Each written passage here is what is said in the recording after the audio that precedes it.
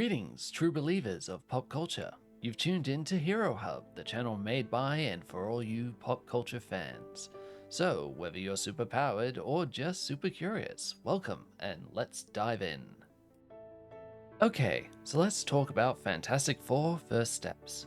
And before we start, let me just say this up front. I really like this movie. No, actually scratch that. I had fun. And I can't remember the last time I could say that about going to the cinema to see a superhero film. So, if you've seen the film, or if you're looking for details before heading out to go see it yourself, spoilers ahead, you've been warned. Let's dive in. Please welcome the Fantastic Four. Wow, folks, we all know the story. Four brave astronauts head off into space and come back forever changed. The movie kicks off with a quick message to the audience that this is not the Earth that you have come to know from previous films. This is Earth 828. We then get a sleek, energetic montage that instantly brought me back to the golden age of comics. You know, that age of superheroes brimming with energy, bold colors, snappy one-liners, captivating music, good Samaritans helping each other across the street, and just this infectious optimism. The world has a 60s World of Tomorrow retro-futuristic theme, which sets it apart from the other Marvel films that we have seen in recent years, all dark and gritty and end of the world. Imagine instead the Stark Expo from Captain America, and you'll have a pretty good idea. I actually laughed thinking about how Howard could not perfect the flying car, but in this film it's just part of the norm. That's right, the Fantastic Four have a flying car which looks brilliant. As if this isn't enough, you add some cameos from fan favorite characters and a great soundtrack, and boom, you believe in heroes again. Seriously, I was grinning like an idiot during the first 10 minutes. It just had that great tone. Unlike the usual, let's explain everything in 45 minutes, this film skips the long trudge that we have come to expect from an origin story in films, and although this works for an original or not well-known character, as fans, we know who we are here to see. Fantastic Four! We get it, and this movie does it right. With a brief montage explaining how the Fantastic Four are already up and running, already famous, already saving the day. It's clean, it's simple, it's efficient, and more importantly, fun. They've got the chemistry, they've got the style, they've got the matching uniforms. This superhero film screams to the fans that this will be a fun film. The characters in this film have also been really well written to complement each other and emphasize the fact that they are a team. Reed Richards is cool and composed, but if you're expecting to see a ton of special stretching effects like in the early 2000 films, you might be a little disappointed. This version of Reed Richards emphasizes his original power, his mind. Pedro Pascal actually nails the whole smartest man in the room, but who is also a down-to-earth man who still loves his family. Sue Storm, played by Vanessa Kirby, is the heart of the team. She's powerful, yes, but never overpowering. There's a warmth and complexity there. And by the way, she's pregnant. Yeah, and that plot point is not just for drama, it's central and surprisingly well handled. Johnny Storm is a blast, pun intended. The trailers made me a bit worried, but he's charismatic, clever, and has some great emotional beats. The term hothead with a heart comes to mind, and I think it really works. And Ben. Ben's the soul. He's the guy you want beside you in the final fight. Just don't tell him to say it's clobbering time. What time is it, Ben? No.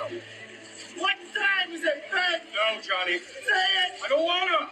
Say it! It's clobbering time! It's clobbering time! It's catchy, right?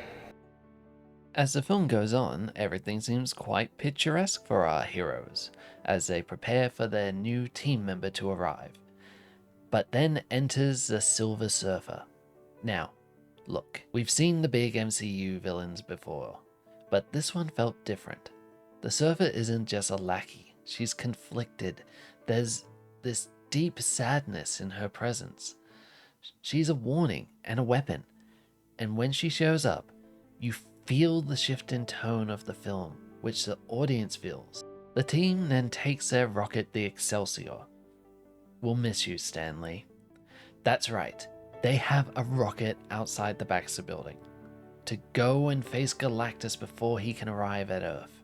But things don't go according to plan, and the team realize that they are out of their depth when meeting the Devourer of Worlds. It's during this meeting that the penny drops. Galactus wants their baby. Not Earth, not gold, not the Infinity Stones, the baby. And that's where the film gets bold. It's not just about saving the world, it's about saving their family. There's this one sequence in the film where the team makes their escape and the Surfer is chasing them, and it looks like a love letter to the 1960s sci-fi books. It makes the chase fun, but not too action-packed. The camera flows in this dreamlike smoothness, and just for a second you felt like you were following along with the team and not playing catch-up, wondering if you've missed something in the speed of the chase.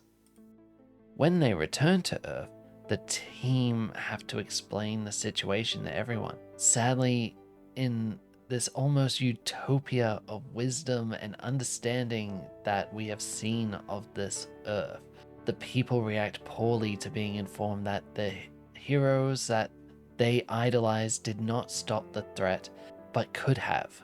The film then takes a shift to the morality choice of sacrificing one life to save all, or not to. Eventually, the Earth and its heroes band together to find a solution, but the build-up is great because it's intense, but it never forgets to be hopeful. And when I say everyone bands together to find a solution, they really do. Everyone gets their moment. This isn't one of those one hero saves the day type of deals. When Galactus finally arrives, everyone has something to do. Johnny Storm has a huge moment of sacrifice. Ben takes down literal buildings to slow Galactus down. Reed builds a device that makes you truly believe teleporting a planet to another location might actually work. And Sue Storm, she literally pushes Galactus through a portal with her mind. Although she does die in the process. Yes, she dies. But don't you worry, I said everyone gets a moment. Even baby Franklin, he brings her back to life. This kid is a walking plot point, but it just works for the film. And with the final blow, the Silver Surfer redemption is complete. It's earned and it lands. So now we come to the ending. Galactus is gone, the Earth is safe, the camera slows and the music softens. And then that mid-credit scene. It's 4 years later. Sue and Franklin have a quiet afternoon reading. Sue steps out, but when she returns, all she sees is a green cloak, a metal mask, and her son with none other than Dr. Doom. No face is shown, but we as the audience know. They nailed this reveal. I genuinely got chills. And with that, I'll leave you with my final thoughts. The Fantastic Four First Steps is not just a good Marvel movie, it's a fun superhero movie. The kind we've missed. No multiverse of madness, no checklist of cameos, just 4 heroes, a ticking clock, and a story that's actually about something. Short and sweet. And while I do think there may have been a lot more scenes and content that did not make it into the final cutting of the film, I don't think it took anything away from the overall story. It reminded me of why I fell in love with this genre. It's not just the powers and punch-ups, it's family, sacrifice, hope. It's the Fantastic Four, finally done right. So, what did you think? Did you catch the Doctor Doom tease? Did you want to see more of the Red Ghost and the Mole Man? Did the golden age of comics sort of vibe hit you as well? Let's talk about this in the comments, and please consider liking, sharing, or joining the channel. Every bit helps. So, whether it's comics, capes, or cinema, until next time. Thank you, Fantastic Four. Thank you. Thank you, Fantastic Four!